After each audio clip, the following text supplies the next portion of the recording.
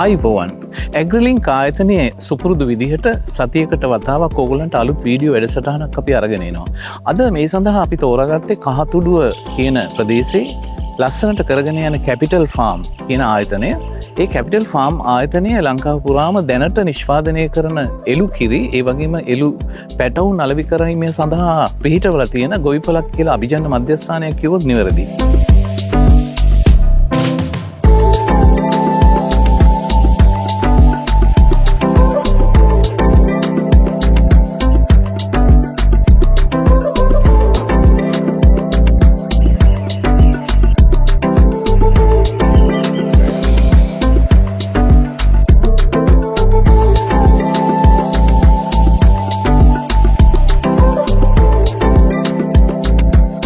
එතකොට මේ පිළිබඳව ඕගලන්ට පැහැදිලි තොරතුරක් අපි මේ වීඩියෝ වැඩසටහන ඕගලන්ට කරන්නේ මේ සත්ත්ව පාලනය පිළිබඳ දැනීම ඕගලන්ට දෙන්න. ඒ වගේම මේ පසුබිම මේ වගේ මොන වගේ දේවල් කරන්න පුළුවන්ද, ඒ වගේම ඕගලන්ටත් මේ ශාස්ත්‍රයට ආවොත් කොච්චර දුර ගමනක් ඉදිරියට යන්න පුළුවන්ද කියලා අත්දැකීමක් ඒ වගේම පළපුරුද්දක් තියෙන අයගේ පණිවිඩ ඕගලන්ට ඉදිරිපත් කරන්න. ඔයගොල්ලෝ දන්නවා සත්ත්ව පාලනය ගැන දන්නේ නැති කෙනෙක් මේකට පිවිසෙන්න ගොඩාක් අකමැතියක් දරනවා. එහෙම නැත්නම් මේ පිළිබඳව තොරතුරු දන්නේ නැති නිසා ආයෝජනය කරන්න අකමැත්තක් දක්වනවා. ඉතින් ඒගොල්ලන්ට මේ ආයෝජනය කොච්චර සාර්ථකව මේකින් රිටර්න් එක නැත්නම් ආපසු පිරිවැය ලබා ගන්න පුළුවන්ද කියන එක තමයි අපි මේ වීඩියෝ වැඩසටහන් නිර්මාණය කරලා ඕගලන්ට දෙන්නේ. ඉතින් අද දවසේ මේ කහතුඩුව ප්‍රදේශයේ මේ කැපිටල් ෆාම් එකේ තොරතුරු තුලින් ඕගලන්ට යම් අදහසක් තියෙවි මේ එළු ෆාම් වලින් කොච්චර ලාභයක් ගන්න පුළුවන්ද කියලා. අපි යන් ඒක බලන්න.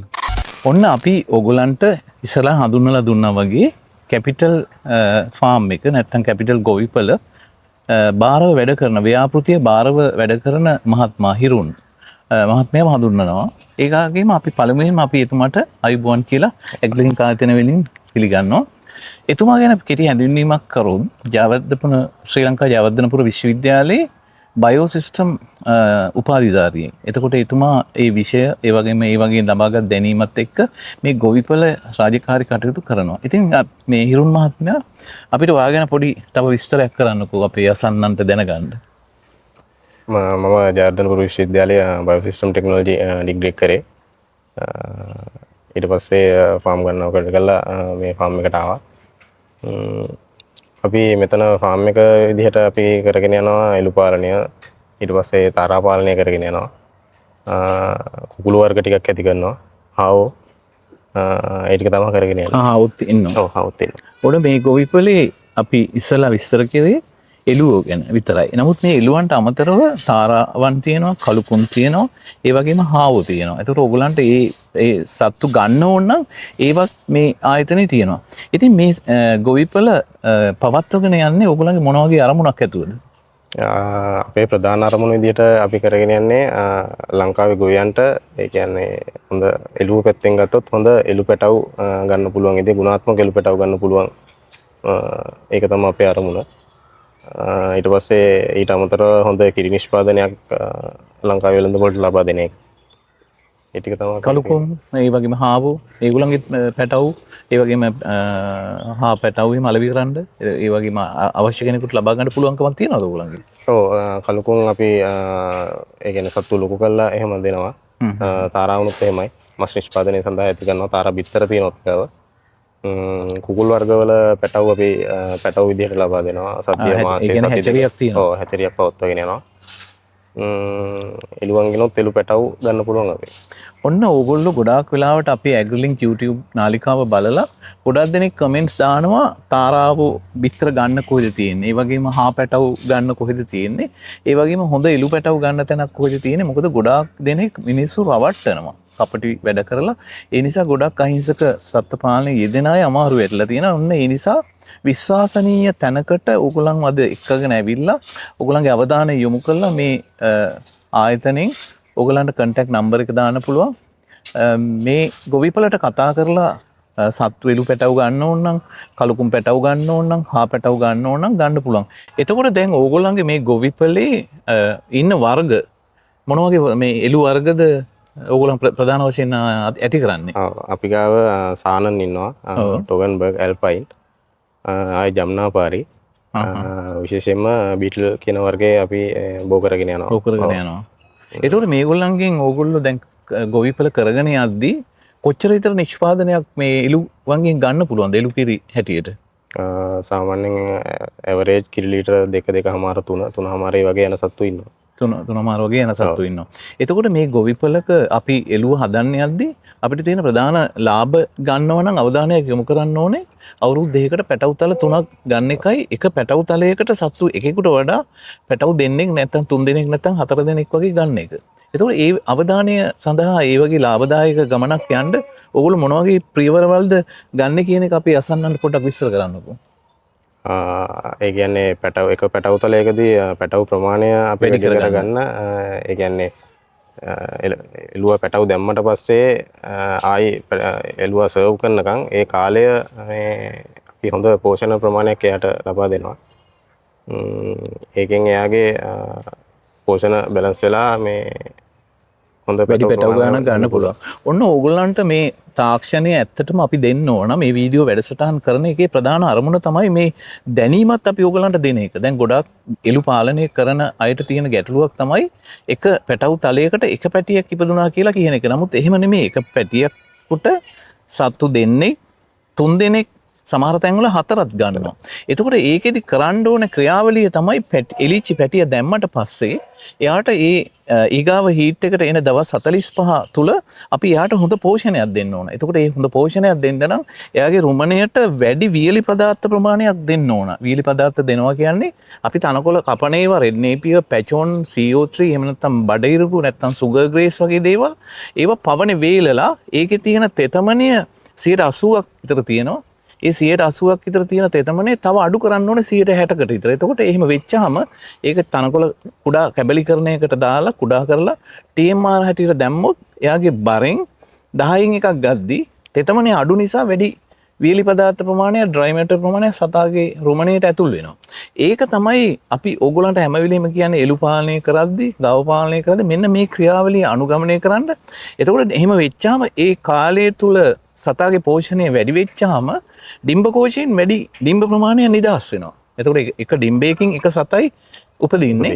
එතකොට ඩිම්බ කෝෂයෙන් ඩිම්බාණු වැඩි ප්‍රමාණයක් 2ක් එහෙම නැත්නම් 3ක් නැත්නම් 4ක් නිෂ්පාදනය කරගන්න පුළුවන් වුණොත් අපි මෙහෙන් සිංචනය කරද්දී සීමන් නැත්නම් ශුක්‍රාණු වැඩි ප්‍රමාණයක් දාපුවම ඒ සත්තුන්ගෙන් වැඩි ඩිම්බාණුවත් සමග සංසේචනය වෙලා වැඩි පැටවු ගණනක් ගන්න පුළුවන්. ඒ ක්‍රමය මෙන්න මෙතුමා අනුගමනය කරනවා. ඒක මම හිතන්නේ ඕගොල්ලන්ට හොඳ අත්දැකීමක් වෙයි.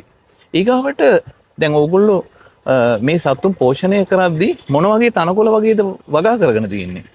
අපි වගා කරලා තිනවා අපි ගාව තියෙනවා CO3 තියෙනවා. ඊට පස්සේ රෙඩ් නේපියර් එකක් අපි වගා කරනවා. පැචෝන් තියෙනවා. ඊට අමතරව සත්තුන්ට සමානක් වෙලාවට උලා ගන්න බ්‍රැකේරියා එකක් වවලා තිනවා. ඒක සත්තු නිදල්ලේ ඇරලා දානවා ඒවට. ඔන්න ඕගොල්ලන්ට මේ ගොවිපලෙන් හිරුන් මහත්මයාගේ මේ සාකච්ඡාවදී ආරම්භ මේ ඕගොල්ලන්ට දැනගන්න පුළුවන් වුණ දෙයක් තමයි මේ සත්තුන්ට හොඳ තනකොළ වර්ග දෙනවා කියන එක. ඒ කියන්නේ ඒ තනකොළ වල වැඩි පෝෂක ගුණයක් තියෙනවා. අපි එළුව හදන්න ගියාම අපේ ගොවි මහතුරු ගොඩාක් කරන වැරද්දක් තමයි මේ සත්තුන්ට කොස්සර විතරක් දෙනවා. කොස්සත්තු වල තියෙන්නේ ගොඩාක් තියෙන රළු කෙඳි ගතිය විතරයි. ප්‍රෝටීන් ගතියක් නැහැ. නමුත් එහෙම දෙනවා නම් ගිනිසීරියා වගේ දේවල් දෙන්න ඕන. ඉතින් ඒ නිසා සතුන්ට හොඳට පෝෂණයක් දුන්නොත් වැඩි නිෂ්පාදනයක් කරන්න ඕනේ. ඒ වගේම සත්ත්ව පාලනයේ නියැලෙන්න බලාපොරොත්තු වෙන ඉන්න අයට වුණත් මේක ගොඩාක් හොඳ පැහැදිලි පණිවිඩයක් වේවි. එතකොට හිරුන් මහත්මයා දැන් ඔයාලගේ මේ ගොවිපලේ නිෂ්පාදනය කරන එළු කිරි, ඒ වගේම යෝගට්, ඒ වගේම ඕගලන්ගේ එළු පැටව් ගන්න හැකියාවක් තියෙනවා. විශේෂයෙන්ම මේ එළු කිරි ගන්නවා නම් මොන වගේ මේ අලෙවි සේවයක්ද ඕගලන්ට තියෙන්නේ? අපි හිතමු මම දැකලා තියෙනවා ඕගලන්ගේ මේ Facebook එකේ ආටිකල් එකක් දාපුවම සමහරව අහනවා ගෘහස්තව ගෙනත් දෙනවද කියලා. ඒ වගේ සේවාවක් ඕගොල්ලෝ ආරම්භ කළා තියෙනවද? ඔව් අපි කොළඹවට එළුකිරි ඩෙලිවරි කරන්න පුළුවන් අපිට. ඒ වගේම ලොකු ප්‍රමාණ වලින් ගන්නවා නම් ඊට එහාට උනත් මේ ගෙනින් දෙන්න පුළුවන්. ඔන්න ඕගොල්ලෝ මම ඔය දැකලා තියෙනවා පෝස්ට් වල දාපුවම පණිවිඩ දාලා තියෙනවා මේ ගොවිපල ගැන. ඕගොල්ලන්ට අවශ්‍යතාවයක් තියෙනවා නම් මහා පරිමාණයෙන් ගන්න කාට හරි පාරිභෝගික ස්ථානයකට මේගොල්ලෝ ඩිලිවර් කරලා දෙනවා. ඒ වගේම පාරිභෝගිකයෙකුට කොළඹ ආසන්නයේ ඉන්නවා නම් ඒගොල්ලන්ට කතා කරලා ඒගොල්ලන්ගේ 3 wheel සේවාවක් තියෙනවා. ඒකට කතා කරලා මේ දුරකථන අංකය අපි වීඩියෝ අවසානයේ දාන්න. ඒකට කතා කරලා ඕගොල්ලන්ට මේ එළු කිරි ගන්න පුළුවන්. ඔන්න දැන් ඕගොල්ලන්ට සමහරවිට ඕගොල්ලන්ට මේ බීටාල් කියන වර්ගයේ නුහුරු වෙන්න පුළුවන්. ලංකාවේ කොහෙවත් දැකලා නැති වෙන්න පුළුවන් බීටාල් වර්ගය. අපි ඕගොල්ලන්ව දැන් හිරුන් මහත්මයා අපි එක්කන් ගිහිල්ලා පෙන්වන්න සූදානම් වෙනවා ගොවිපළ ඇතුළට. අපි ගිහිල්ලා බලමු. ඉන්න යන්න.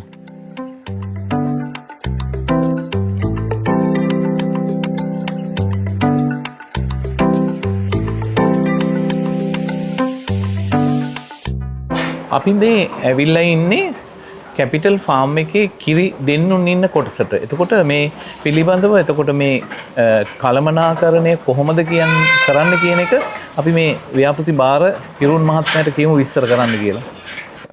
එළු පාලනය ගොඩක්ම වැදගත් දේ තමයි ඒගොල්ලන්ගේ පෝෂණ අවශ්‍යතාවයන් කළමනාකරණය කරන එක.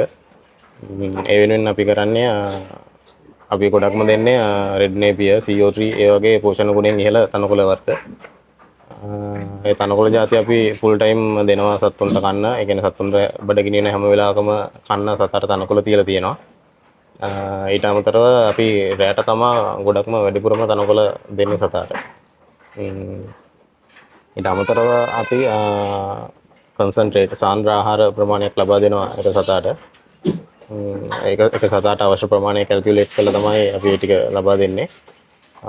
අමතරව සතුන්ගේ කනිජ අවශ්‍යතාවය බැලන්ස් කරන්න කනිජ කැට අපි දීලා තියෙනවා හැම කූඩුවකටම. ඊටත් අමතරව සතුන්ට 24 පැයම බොන්න හොඳ වතුර ලබා දීලා තියෙනවා හැම කූඩුවකටම. එතකොට ඔයා කිව්වා මේ කළමනාකරණය විශේෂම වැදගත් වෙන්නේ අවුරුදු 2කට පැටවුතල 3ක් ගන්න අභිප්‍රායෙන් තමයි. එතකොට විශේෂයෙන්ම ඔයගොල්ලෝ මේ සතුන්ට කෑම දෙද්දි රැයට වැඩිපුර කෑම දෙද්දි මොනවා හරි විශේෂත්වයක් ඒකේ බලපානවද? ඔව් ඒ කියන්නේ සතුන්ගේ ඇඟ හොඳට හැදෙන එක තමයි ඒකෙන් වැඩිපුර වෙන්නේ. පරිසරයේ උෂ්ණත්වය අඩුයි. උන්ගේ පරිවෘත්තීය ක්‍රියා වැඩිපුර සිදු වෙන්නේ රාත්‍රී කාලයේදී තමයි. ඔන්න හොඳ පණිවිඩයක් ආවා අපිට. එළුව හදද්දි, ගව ඒව හදද්දි අපි ඒගොල්ලන්ට කෑම දෙද්දි පරිසරයේ උෂ්ණත්වය අඩු වෙලාවට පෝෂණය කරනවා නම් තමයි ගොඩක්ම හොඳ.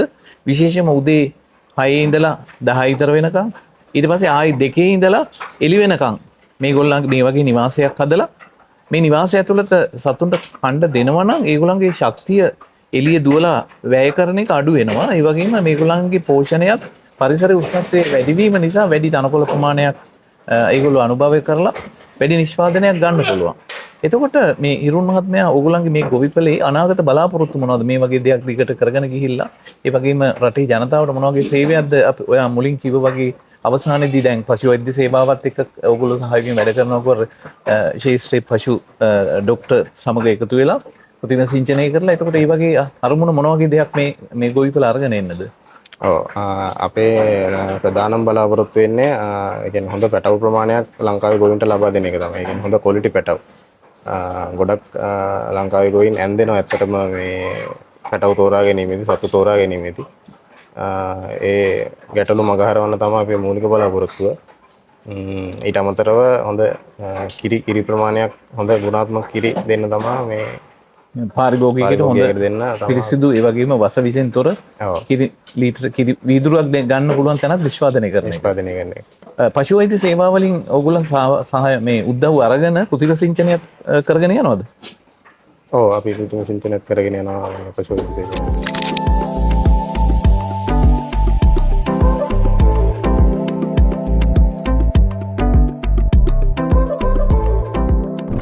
ඕගොල්ලන්ට මේ ගොවිපලට ආවහම ඕගොල්ලන්ට පෙන්වන්න පුළුවන් මේ සත්තු වර්ග අභිජනනය සඳහා වෙන වෙනම කූඩුවලට දාලා තියෙනවා.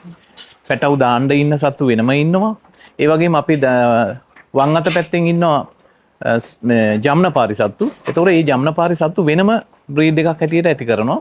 ඊගාවට මේ පැත්තේ ඉන්නවා සානන් වර්ගය. ඊගාවට මගේ දකුණු අත පැත්තෙන් ඉන්නවා ටොගන්බර්ග් වර්ගය. ඉතින් ඕගොල්ලන්ට මම මේ ගොවිපලට ඇවිල්ලා මෙතන ඇත්තටම හොඳටම කළමනාකරණය කරනවා කියලා නිර්දේශ කරන්න පුළුවන් හේතුව තමයි මේගොල්ලෝ වෙන වෙනම කූඩුවලට දාලා අභිජනන සත්තු වෙනම දාලා අභිජනනය කරනවා. ඕගොල්ලන්ට හොඳ වර්ගයක් නිවැරදිව තෝරගන්න පුළුවන් සහනදායි මිලකට අනිත් තැන්වලට ගියාම සමහරලාට පෙන්නන සතා නෙමෙයි ඕගොල්ලන්ට අලෙවි කරන්න වෙන සතෙක් ගෙන්නලා. ඉතින් ඒ වගේ තැනකට ඇවිල්ලා මේ සතු නිවැරදිව කළමනාකරණය කරන තැනක ගැන විස්තර දීම ගැන ඇත්තටම අද කරගන්න ලැබිච්ච මේ වීඩියෝ එක ගැන අපි සන්තෝෂ වෙනවා. අපි දැන් යමු බීටාල් කියන වර්ගය මේ ගොවිපලේ ඇති කරනවා. ඒ තැනට ගිහිල්ලා හිරුන් මහත්මයාට කියමු බීටාල් වර්ගය විස්තර කරලා ඒගොල්ලෝ මොන ආකාරයකට කළමනාකරණය කරන්න කියලා විස්තර කරන්න කියලා. අපි යන් එතෙන්ට යමු.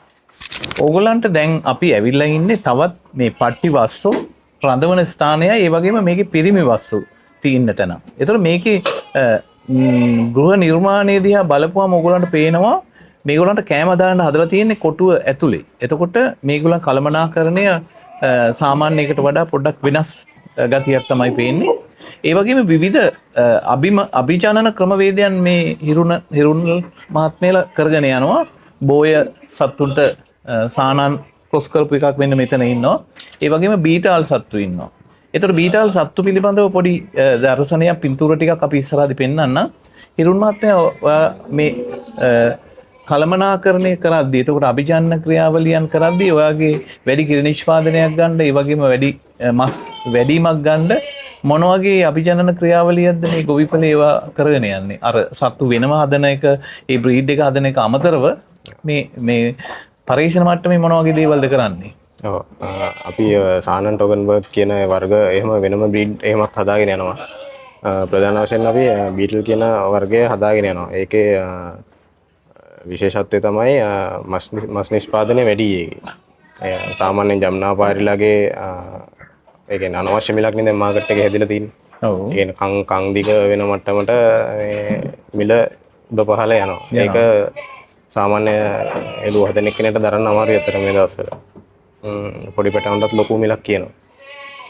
ඊට පස්සේ අපේ අරමුණ තමයි කනේ දිග නෙමෙයි. ඒ කියන්නේ සතා හොඳට හැදෙන එක තමයි අපේ ලොකුම අරමුණ.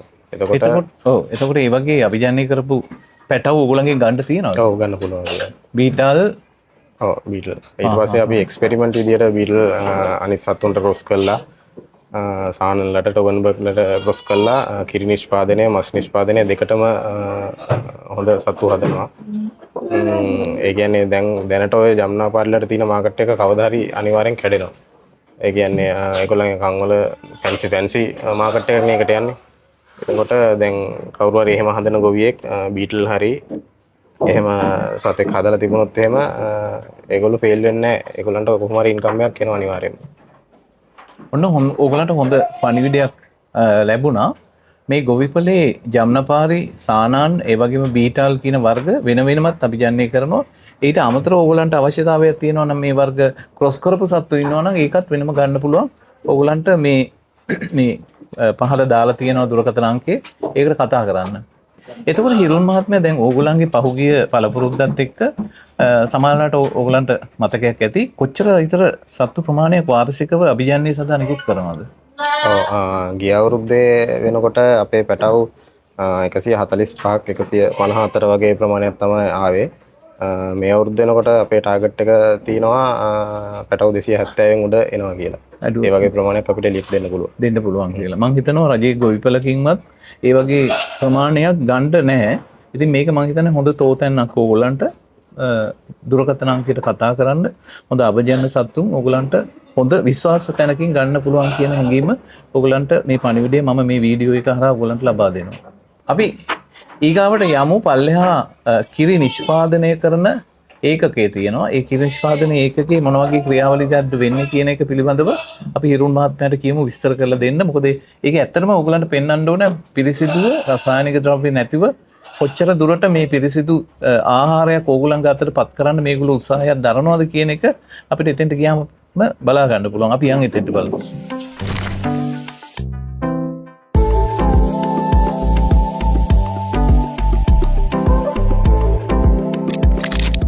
මේ ඇවිල්ලා තියෙන්නේ කැපිටල් ගොවිපලේ මිල්ක් ප්‍රොසෙසින් කරන නැත්නම් එළු කිරි සකස් කරන අතුරු නිෂ්පාදන සාධන ස්ථානයට. ඕගොල්ලන්ට බලා ගන්න පුළුවන් මේ ස්ථානයේ කොච්චර පිරිසිදුව මේ ක්‍රියාවලිය කරනවද කියලා. අපි ගොඩාක් වෙලාවට පාරිභෝගිකයට ආහාරයක් නිෂ්පාදනය කරද්දී ඒකේ තියෙන පිරිසිදු බව, එතකොට ඒ හදන ස්ථානයේ තියෙනා වූ විස බීජ ආහාරයට ඇතුල් නොවන ආකාරයට නිතාම පිරිසිදු ස්ථානයක හදන්න ඕන. ඉතින් ඒ විශ්වාසනීයත්වය මෙම ස්ථානයේ රැඳිලා තියෙනවා. ඇත්තටම කියන්න සන්තෝසයි.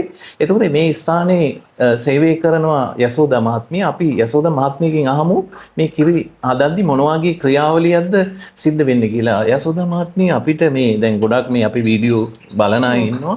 ඒ වගේම ඕගොල්ලන්ගේ නිෂ්පාදන ගන්න අය ඉන්නවා. ඒගොල්ලෝ දන්නේ මේක කොහොම කරනවද කියලා. ඒගොල්ලන්ට දැනුවත් වෙන්න පොඩි විස්තරයක් කරන්නකො මේ නිෂ්පාදන කිරි දුවාගෙන මෙතෙන්ට ආවට පස්සේ ඒ දුවාගත් සැනින් ඒක නිෂ්පාදනය කරන එක තමයි ගොඩාක්ම විශ්වාසනීයත්වයේ තියෙන. ඒ වගේ නරක වෙන්නේ නැතුව මේ ආහාරය හදා ගන්න පුළුවන්. එතකොට කොහොමද ඕගොල්ලෝ මේ ක්‍රියාවලිය කරන්නේ? කිරි ගන්න කට්ටිය ඉන්නවා. යාලා ඉතා පිරිසිදුව කිරි එක දවා ගන්නවා.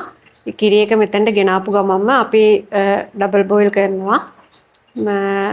කිරි එක රත් කරලා ඉක්මනටම ප්‍රොසෙසින් වලට දානවා. එතකොට කිරි වලට බැක්ටීරියා ඒවා මේවා මිශ්‍ර වෙන්න තියෙන අවකාශය අඩුයි. අවස්ථාව අඩුයි.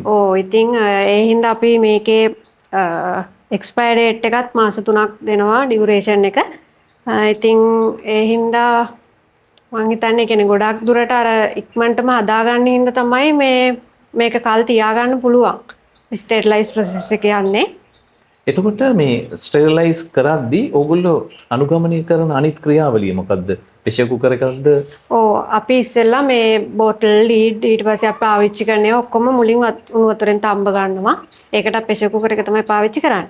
ඊට පස්සේ මේ ඒ කියන්නේ කිරි ෆිල් කරලා ඉවර වෙලත් අපි ප්‍රෙෂර් කුකර් එක පාවිච්චි කරලා මේක ස්ටෙරිලයිස් කර ගන්නවා.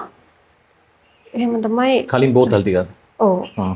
ඔන්න හොඳ පණිවිඩයක්. ගොඩාක් වෙලාවට අද ලංකාවේ මේ නිෂ්පාදන හදන්න ගියාම කරන වැරැද්දක් තමයි මේවා කල් තියාගන්න ප්‍රසර්වේටිව් දානවා. කල් තියාගන්න බෙහෙත්. නමුත් මෙතන කිසිම කල් තියාගන්න බෙහෙතක් පාවිච්චි කරන්නේ නැහැ. ගොඩක් දෙනෙක් සෝඩියම් බෙන්සයිඩ්, පොටෑසියම් සෝබේට් වගේ දේවල් භාවිතා කරනවා. ඒවා යම් දවසක වකුගඩු ආබාධවලට පවා පත් වෙන්න පුළුවන්. නමුත් ඒ වගේ දේවල් මේ නිෂ්පාදන සඳහා එකතු කරන්නේ. එතකොට මේ කිරි නිෂ්පාදනය කරද්දී මේගොල්ලෝ සැලකිලිමත් වෙන දෙයක් තමයි කිරි ටික දොවාගත්ත සැනින් අරගෙන ඇවිල්ලා කිරි රත් කරනවා, ඩබල් බොයිල් කරනවා කියන්නේ වතුර භාජනයක් ඇතුලේ තව භාජනයක් තියලා ඒ භාජනයේ තමයි කිරි දාලා. එතකොට එහෙම ක්‍රියාවලිය සිද්ධ වෙද්දී කිරි කැරමලයිස් වෙන්නේ නැහැ. ඒ කියන්නේ ඒකේ තියෙන සීනි කර වෙන්නේ නැහැ. කලර් එක වෙනස් වෙන්නේ නැහැ. එතකොට මේ කැරමලයිස් කරපු කිරි සෙන්ටිග්‍රේඩ් අංශක 90ත් 95ත් විතර වගේ රත් කරාට පස්සේ ඊට පස්සේ මේ බෝතල් වලට දාන්න ඕන. එතකොට බෝතල් වලට දාද්දිත් මේ බෝතල් හොඳට මේගොල්ලෝ ප්‍රෙෂර් කුකර් එකකට දාලා ලිඩ් එකත් එක්ක විස බීජ නාශනය කරනවා. එතකොට මේ විස බීජ නාශනය කිරීම නිසා තමයි මේ කිරි මාස 3ක් නරක වෙන්නේ නැතුව තියාගන්න පුළුවන් වෙන්නේ. ඉතින් ඒක ඒ සිදුවන ක්‍රියාවලිය ඕගොල්ලන්ට දැනුවත් කරන එක තමයි අපේ යුතුයකම. මොකද මේක වෙන්නේ සමහර ආයතනවල මේකට මේ ප්‍රෙසර්වේටිව් දාන්නේ ඇයි කියන එක පිළිබඳව ඕගොල්ලන් දැනුවත් කරන්න ඕනේ. අද ලංකාවේ ප්‍රධාන දෙයක් තමයි දරුවන්ට ඒ වගේම වැඩිහිටියන්ට ආහාර කල් තියාගන්න විවිධ ප්‍රසර්වේටිව්ස් දානවා. නමුත් මේ ප්‍රසර්වේටිව්ස් වලින් අනාගතේ මොන වගේ දේවල් වෙනවද කියන පිළිබඳව තාම පරීක්ෂණ මගින් හොයාගෙන නැහැ. එතකොට මේ ප්‍රෙෂර් කුකර් එකකට දාලා රත් කරන මේ කිරි මාස 3ක කල් තියාගන්න පුළුවන් නරක වෙන්නේ නැතුව. අනිත් එක තමයි විශේෂම දේ තමයි මේවා සූර්යාලෝකයට නිරාවරණය වෙන්නේ නැති තැනක තමයි ගබඩා කරන්න ඕන. සූර්යාලෝකයට නිරාවරණය වෙච්චාම සමහරලාට මෙතන ෆැට් එක සෙපරේට් වෙන සම්භාවිතාව වැඩි. ඉතින් මම හිතනවා කැපිටල් ආයතනයේ මේ නිෂ්පාදන ලංකාව පුරාම ගන්න අය ඉන්නවා නම් මේ කැපිටල් ආයතනයේ දුරකථන අංකය අපි මේ වීඩියෝ අවසානයේ දාන්නම්. ඔයගොල්ලෝ කතා කරලා මේ වගේ දේවල් පාරිභෝගිකයන්ට ලබා ගන්න ස්ථාන හැටියට ඕගොල්ලන්ගේ ආයතන ආරම්භ කරන්න. මොකද මේවා මේ සත්ත්වපාලන අංශයේ මේ වගේ දේවල් දියුණු කරන එක තමයි අපේ YouTube එකේ ප්‍රධාන අරමුණ වෙලා තියෙන්නේ. ඒ වගේම කිරි එළු කිරි ගන්න තැන් නැහැ කියන එක ගොඩාක් දෙනෙක් අපෙන් අහනවා. මම ඉස්සෙල්ලත් විස්තර කරා වගේ ගොඩක් පාරිභෝගිකයන් අහනවා අනේ එළු කිරි ගන්න ඕන අපේ දරුවන්ට සෙම තියෙනවා ඒගොල්ලන්ට කොහොමද ගන්නෙ අපිට විස්තර දෙන්න කියලා. ඉතින් ඒ හින්දා තමයි අපි මේ දවස් මේ කැපිටල් ආයතනයට ඇවිල්ලා කැපිටල් ගොවිපලට ඇවිල්ලා කහදුඩුවට මේ වීඩියෝ වැඩසටහන නිර්මාණය කරේ. එතකොට තව මේගොල්ලන්ගේ තව නිෂ්පාදනයක් තියෙනවා යෝගට්. ඉතින් මේ යසෝදා මහත්මිය අපිට යෝගට් එක හදන එක ගැන පොඩි විස්තරයක් කරන්නකෝ. ඔව්. මේ තියෙන අපේ යෝගට් එක යෝගට් එක හදද්දිත් කිසිම රසායනික ද්‍රව්‍ය කිසිම දෙයක් දාන්නේ නැහැ. අපේ කිරි එක ගෙනහැල් කල් කිරි එක හදද්දි වගේම කිරි එක ගෙනහැලා රත් කරලා කප් වලට දාලා ඉන්කියුබේට් කරනවා. කල් තියාගන්න ඒවා කිසි දෙයක් දාන්නේ නැහැ. සීනි ජෙලටින් විතරයි පාවිච්චි කරන්නේ.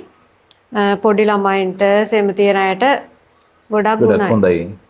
එතකොට ඔන්න ඕගොල්ලන්ට මම කිව්වනේ කැපිටල් ආයතනයෙන් කිසිම රසායනික ද්‍රව්‍යයක් දාන්නේ නැහැ කියලා. ඕගොල්ලෝ දන්නවා සමහර වෙලාවට වෙළඳපොළට ගියාම කිරි ගන්න ගියාම එළවලු කඩවල වල මී කිරි කියලා මාස ගණන් නැත්නම් සති ගණන් එළියේ තියලා තියෙනවා ගැරන්ටි කරලා දෙනවා කියලා. ඒවේ අනිවාර්යෙන්ම ඒ උඩ ටිෂු පේපර් එකක් දාලා තියෙනවා. ඒ ටිෂු පේපර් එකට ෆෝමලින් වගේ දේවල් ස්ප්‍රේ කරලා තියෙනවා. එතකොට ඒවා අරගෙන කුඩා දරුවන්ට දීපුවාම ඕගොල්ලන් දන්නවා මොන වගේ දේවල් ඒගොල්ලන්ගේ ශරීරයට වෙයිද කියලා. එතකොට මේකේ කරන මේගොල්ලෝ මේ කැපිටල් ආයතනයේ නිෂ්පාදනය කරන යෝගට් වල එළු කිරි, ඒ වගේම සීනි, ඒ වගේම ජෙලටින් පමණයි. ගොඩාක් යෝගට් මාසික කල් තියෙනවා. සමහර ඒවා මාස 2ක් විතර කල් ඉක්ුත් වෙන දින ගහලා තියෙනවා. ඒවට ගොඩාක් වෙලාවට සෝඩියම් බෙන්සෝයිඩ්, පොටෑසියම් සෝල්ෆේට් දාලා තියෙන්නේ. ඒවා මම හිතනවා වෛද්‍යවරු පවා දෙන උපදේශයක් තමයි ඒවා කොච්චර දුරට හානි කරද කියලා තාම පරීක්ෂණ මගින් හොයාගෙන නැහැ කියන එක. ඉතින් මේ වගේ දේවල් ගන්න තියෙන ආයතන හැටියට මේවා ගොවීන්ට ඒ වගේම පාරිභෝගිකයන්ට මිලට ගන්න අවස්ථාවන් සලසා දීම වෙළඳ ආයතන කරන ඔබට කාරුණිකව ආරාධනා කරනවා කැපිටල් ආයතනයත් එක්ක සම්බන්ධ වෙලා මේ වගේ දේවල් පාරිභෝගිකයින්ට ගන්න අවස්ථාව සලසා දෙන්න කියලා.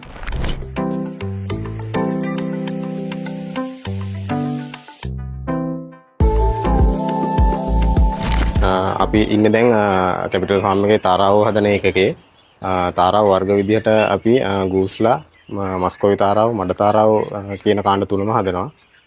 විශේෂයෙන්ම මස්කොවිලා යන්නේ මස් නිෂ්පාදනය සඳහා තමයි.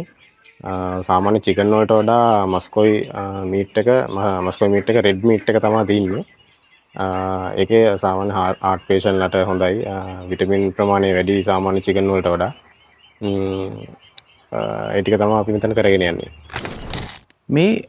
මේ ගොවිපලේ සේවක මණ්ඩලය භාරව ඒ වගේම කළමනාකරණය ගිණුම් කටයුතු වගේ කටයුතු කරන්නේ මේ මදුෂි මෙනවිය.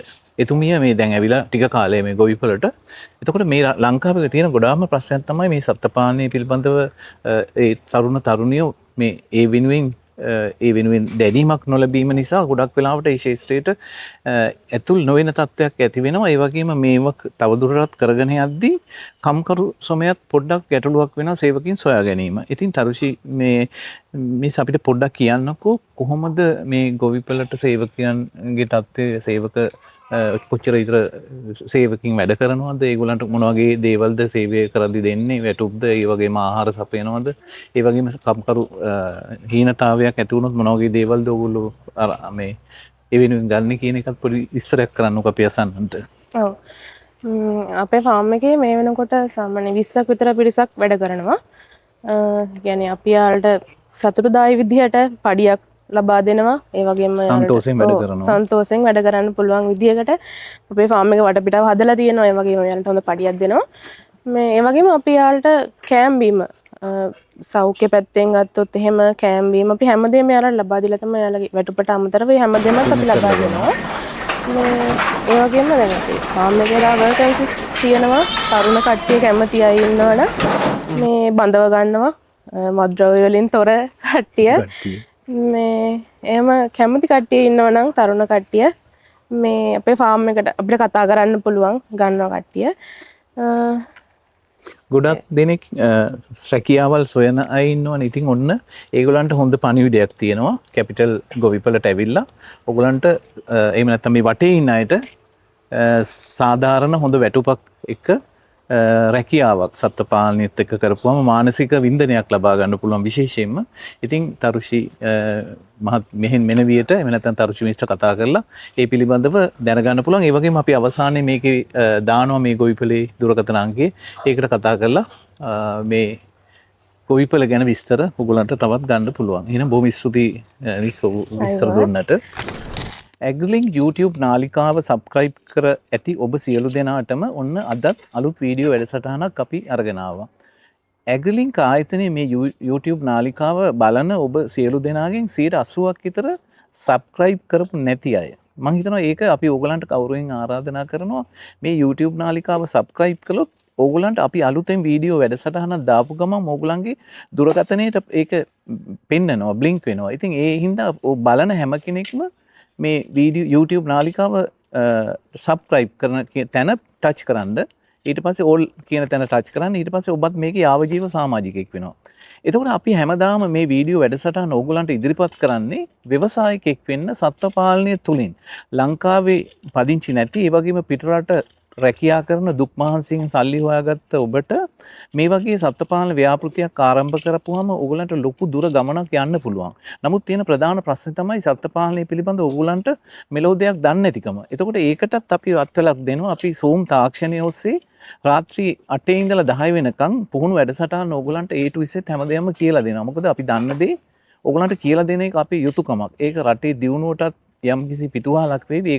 ඕගොල්ලන්ගේ සාක්කුවටත් කීයක් හරි හොයාගන්න අත්වලක් වේවි. ඉතින් මේ වීඩියෝ වැඩසටහන් සබ්ස්ක්‍රයිබ් කරන්න, මේ වීඩියෝ වැඩසටහන් නරඹන්න, ඒවා යාළුවන් සමග හුවමාරු කරගන්න.